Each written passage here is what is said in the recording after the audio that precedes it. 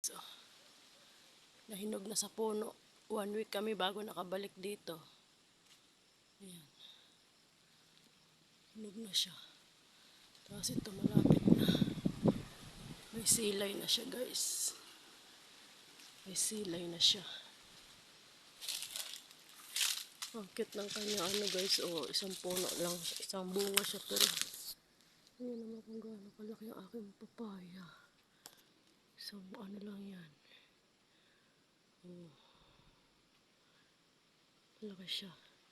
Siguro titimbang niya ng 4 na kilo. Ito ang cute, may silay na. May silay na siya. Ayun ang panggulay.